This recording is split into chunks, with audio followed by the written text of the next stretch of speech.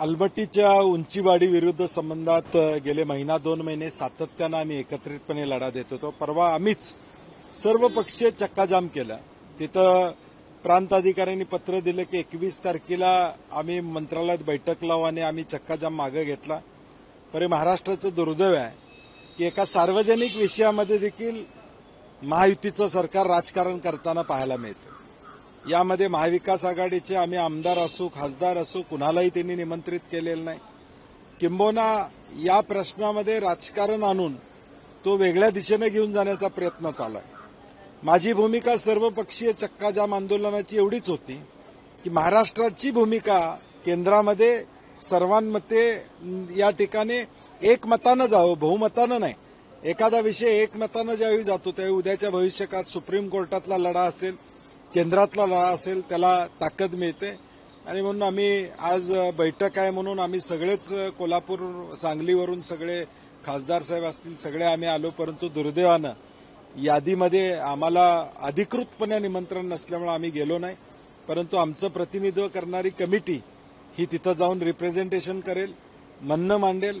आमची सरकारला विनंती एवढीच आहे की कसंही करा, आम्ही नसलो किंवा असलो त्याच्यापेक्षा आमच्यावरचं संकट दूर करण्यासाठी तातडीनं पावलं उचला.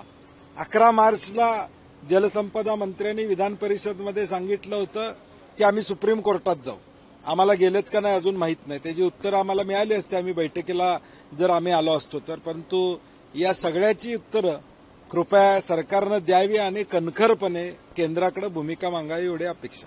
मान्सूनपूर्व पावसामुळे आता मोठ्या प्रमाणामध्ये आंबा शेती असेल, यासोबतच उभा कांदा शेतातला तो नष्ट होताना पाहायला मिळतोय. धान पिकाचं मोठं नुकसान झालेलं आहे. अजून कुठल्याही प्रकारच्या त्या ठिकाणी पंचनामे करणार. कृषी सहाय्यकांनी यांचा संप चालू आहे, ते कामावर नाही आहेत. अशा परिस्थितीमध्ये पंचनामे लवकर करावेत. सरकारला आमची विनंती आहे की बाकीची यंत्रणा ग्रामविकास खात्याची वापरून ह्याचे पंचनामे करून ताबडतोब या शेतकऱ्यांना दिलासा द्यावा अशी आमची अपेक्षा आहे. आता पुण्यात एक मोठं प्रकरण गाजते. हगवणे कुटुंबीय आहेत, त्यांच्या वैष्णवी हगवणे नावाची एक महिला आहे, तिनं आत्महत्या केली आहे. तिच्या कुटुंबाचं असं म्हणणं आहे की तिनं तिची हत्या झालेली आहे. अजित पवारांच्या पक्षाशी संबंधित ही फॅमिली आहे. मात्र कुठल्याही प्रकारे कारवाई होत नाही. 4 दिवस झालं. मला वाटते पोलीस त्यामध्ये कारवाई करतील, कारण की शेवटी महाराष्ट्रातली कायदा आणि सुव्यवस्था व्यवस्थित ठेवणं हे महायुतीचं काम आहे, त्याच पोलीस खात्याचंही काम आहे. त्यामुळे मला वाटतं कारवाई होईल.